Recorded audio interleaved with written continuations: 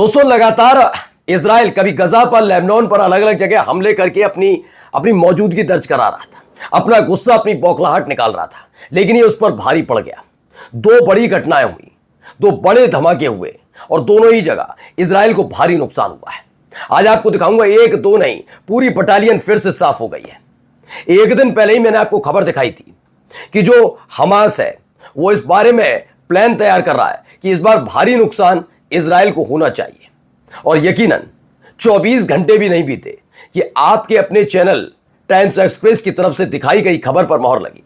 12 से ज्यादा इजरायली सैनिक और अधिकारी मारे गए। एक बटालियन के साफ होने से इजराइल में हड़कंप जैसे हालात है। यही नहीं, एक और खबर दिखाने जा रहा हूं जिसमें दिखाऊंगा कि वहां पर कोई और नहीं बल्कि जॉर्डन की तरफ से आया हुआ एक व्यक्ति बॉर्डर पर ही अचानक से गोलीबारी कर देता है, जिसमें 2 इजरायलियों की जान जाती है। और उसकी डिमांड सुनकर आप हैरत में पड़ जाएंगे। खबर कई और भी हैं, वो भी आपको दिखाऊंगा। गजा पर हमला, लेबनान पर हमला, ये तमाम खबरें। नमस्कार, मैं हूं प्रज्वल गौतम और आप देख रहे हैं टाइम्स एक्सप्रेस। सबसे पहले एक खबर दिखाने जा रहा हूं, पहले इस खबर को देख लीजिए। इजराइल की मीडिया ने खुद इसे रिपोर्ट किया है। इजराइल की मीडिया के मुताबिक जो 12 ज़ियोनिस्ट ऑफिसर्स और सोल्जर्स, यानी कि 12 अधिकारी और सैनिक गंभीर रूप से घायल भी हुए और मारे गए।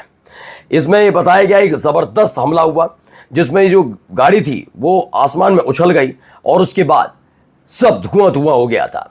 इसमें पूरी की पूरी बटालियन एक झटके में साफ हो गई। कहां हुआ ये रफा में हुआ है। गजा के रफा में एक बड़ा हमला जहां पर घात लगाकर बैठे थे। लेकिन इसकी जो खास बात बताई गई, जानते हैं क्या? ये वो इलाका है गजा के अंदर भी, मैं आपको बता चुका हूं कि जिस तरीके से अपना गढ़ बनाया 22-23 महीने में, तो ऐसा नहीं है कि अब हर जगह हमास है। कई जगह ऐसा है कि इजरायली सैनिकों ने अपना पूरा का पूरा वहां पर इक्विपमेंट के साथ दबदबा कायम कर लिया कुछ इलाकों में।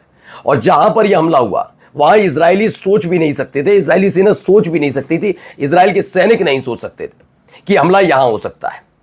जी हां, बिल्कुल अपने सुरक्षित एरिया में ही इनकी जो गाड़ी थी वो उड़ जाती है और एक पूरी बटालियन साफ हो जाती है। अब इजराइल के सैनिकों में और डर सताने लगा है। दरअसल हमास के लिए कहा जाता है, जितना हमास जमीन के ऊपर नजर आता है उतना ही उसके नीचे नजर आता है। यह बात हर कोई जानता है कि गजा में जब पहला कदम इजरायली सैनिक रख रहे थे, तब इजराइल के जो पूर्व अधिकारी थे, सैन्य अधिकारी, उन्होंने कहा था गजा में मत भेजो। गजा को आज तक हम भी नहीं समझ पाए, मत भेजिए, बहुत भारी नुकसान होगा। शुरुआत में सफलता मिली क्योंकि मासूम नागरिकों को मारा, लेकिन अब एक एक करके इजराइल पर यह हरकत भारी पड़ती नजर आ रही है। देख लीजिए, दरअसल पूरा एक सुरक्षित एरिया जो पूरा बड़े स्तर पर फैला हुआ था, वहां पर अपने हथियार, अपने इक्विपमेंट्स, पूरा गढ़ बना दिया, कैंप बना लिया था अपना।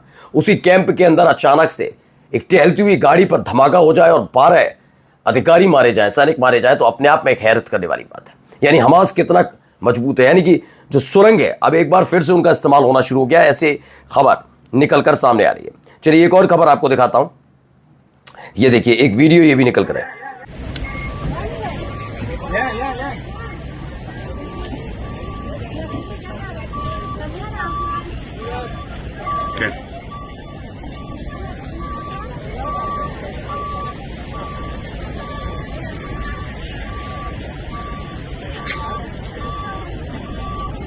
तो ये जॉर्डन से निकली हुई खबर है, जॉर्डन के बॉर्डर पर है इजराइल की खबर।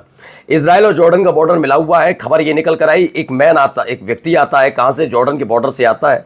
ये अल लिनबी क्रॉसिंग है और अचानक से फायरिंग करने लगता है। इस दौरान इस फायरिंग की चपेट में आने से 2 इजरायलियों की मौत हो जाती है।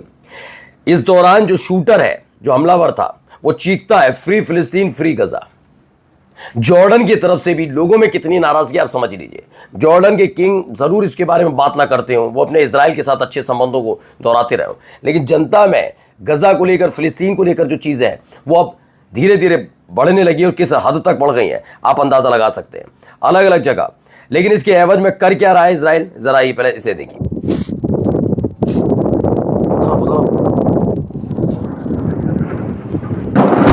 अपनी खुन्नस ऐसे कुछ निकाली जा रही है, देखते जाइए।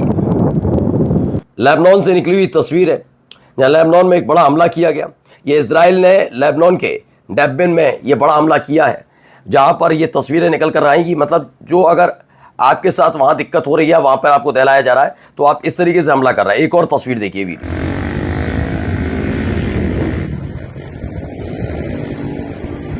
आसमान में उठता हुआ धुआं देखकर ही आप समझ सकते हैं कितना बड़ा हमला किया गया था। और यह हमला एक दो जगह नहीं, दक्षिणी लेबनान के अलग अलग हिस्सों में किया गया। मैं बता रहा हूं कि आपको तो जानते ही होंगे, कहावत आपके यहाँ भी होगी, जब दिया बुझने वाला होता तो फड़फड़ाता बहुत है। दरअसल इजराइल की हालत इस समय यह है कि वो कई देशों से अब घिर गया है। कतर के साथ उसने ये करके गलती वाकई कर दी। उसे बाद में एहसास हो रहा होगा, या फिर एहसास नहीं बल्कि उसे लग रहा है कि बचना है तो ऐसे हमले करते रहो। यकीन मानकर चलिए, अगर इस देश के पास परमाणु बम हो तो परमाणु संपन्न हो जाएगा तो उसके बाद किस तरह के हालात होंगे, क्योंकि लगातार ही कहा जाता है परमाणु संपन्न। अलग अलग जो जितने भी मिडिल ईस्ट के देश हैं, इन्हें क्यों नहीं न्यूक्लियर फैसिलिटी के संपन्न होने दिया जाता? समझते हैं आप, जानते हैं आप? क्योंकि अमेरिका इस बात को जानता है, फिर इनको रोक पाना बड़ा मुश्किल होगा, इन्हें दबा पाना बड़ा मुश्किल होगा। इसीलिए अब सोचिए, देश के हर तरह की हद पार करने के लिए तैयार बैठा है। अगर आप गजा के अंदर पिटे जा रहे हैं तो आप वेस्ट बैंक पे गुस्सा निकाल रहे हैं, वेस्ट बैंक को गजा में पीटे जा रहे हैं, लेबनान पे निकाल देते हैं। या आप हर तरफ आपकी शीशे इधर हो रही होती है तो आप यमन पर हमला कर देते हैं। और फिर इसे ऐसे प्रसारित किया जाता है कि देखो अकेला इजराइल लड़ रहा है। इजराइल अकेला नहीं लड़ रहा है। इजराइल को लेकर खुलासा हुआ है कि अब तक उसके यहाँ ब्रिटेन से लेकर तमाम अलग अलग देशों के बड़े बड़े जो सैन्य कमांडर्स हैं वो सब वहां पर पहुंचे थे। अमेरिका हथियार पहुंचा रहा है, अपने दम पर नहीं लड़ रहा है। अगली तस्वीर देखिए जरा, एक और वीडियो, ये देखिए आसमान में उठता हुआ तो